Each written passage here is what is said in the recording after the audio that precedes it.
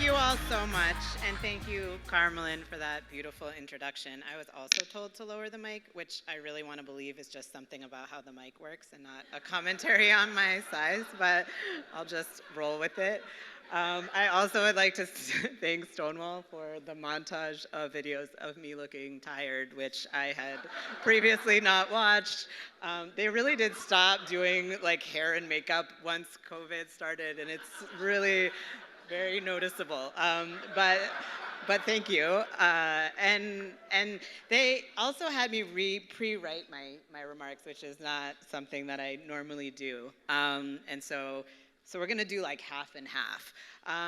But I just want to say being here is so amazing and so beautiful. It really feels like queer New York, queer advocacy New York, and hearing Carmelyn speak about our work together and seeing Cecilia over here and seeing Tourmaline and Lala over here, it just reminds me just how lucky I am to live here and to work with all of you and to learn from you. So thank you. And we got Amber over here, my boss, also serving as my dad. So we're gonna, thank you for the video.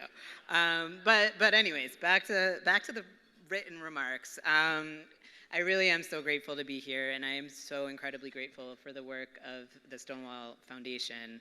I am also so honored and humbled to be honored among Aaron and Amara and Molly. It feels really special to be here with all of you. I first became acquainted with Stonewall in 2009 when I began work at the Sylvia Rivera Law Project. Yeah. And I really saw then the urgent role that Stonewall played, how critical it was that grant making came from those that understood the nature of the work and were actually invested in building power for our communities and not just different forms of capital and different forms of demands on our time. So thank you to Stonewall for that.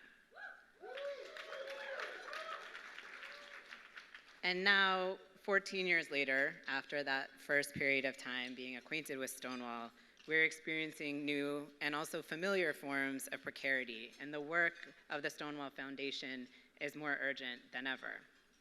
It has been almost a year since the Supreme Court overturned Roe, and we are awaiting potentially more catastrophic rulings from the Supreme Court. And also, I just want to pause because it's June 15th, and Bostock was decided 3 years ago today. And today, we also had a good decision from the Supreme Court, upholding the Indian Child Welfare Act. And so I want to just say, like,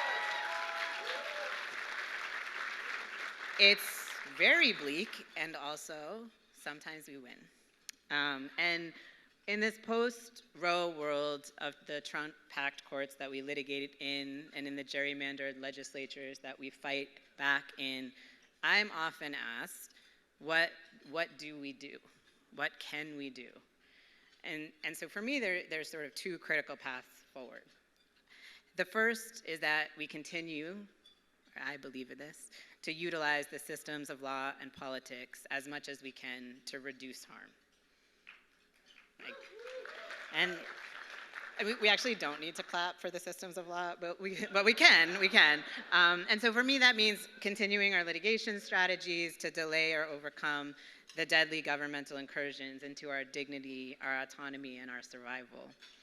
Those governmental acts that try to limit what we do with our bodies, what we teach to our children, how we organize for our communities to vote, to learn, to love, and to dream.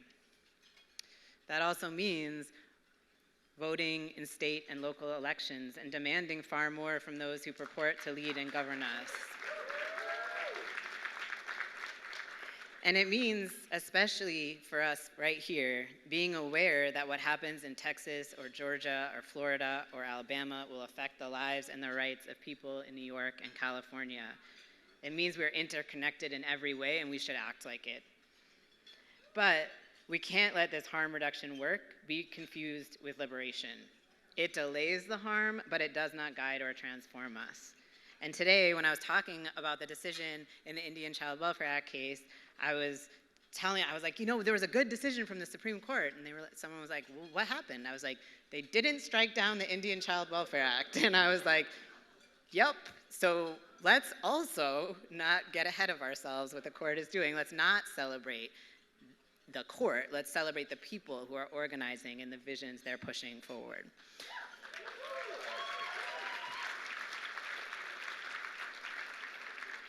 And so that was just the one thing that we do.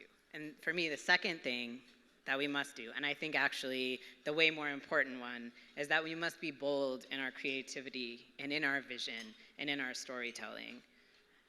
For me, it means turning to the art, the creativity, the love that makes us feel alive, that cultivates your sense of pain, of grief, of connectedness, of rage, and of power.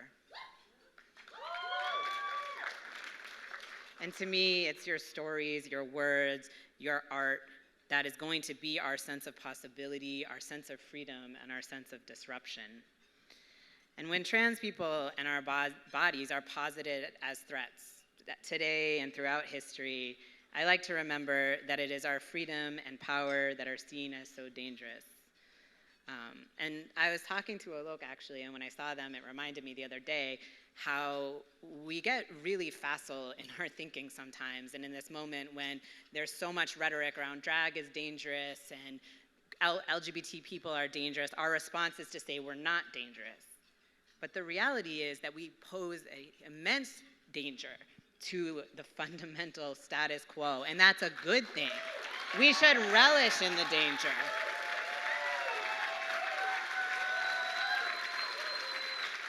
And I think the scariest thing that we represent is possibility. We have resisted the imposition of reductive binary ideas of our lives and our bodies and demanded more. And I think as a trans person, as trans people, as trans and non-binary people, that is the gift that we give to everyone else. A reminder to ask yourself if you can realize more magic, more freedom, and more possibility for the contours of your life. So even in the most demoralizing and treacherous times, there is possibility in how we care for and love each other. And let us not forget that as we demand better for ourselves, our communities, and our world. And thank you so much for being here. Thank you for this honor. Thank you for all you do.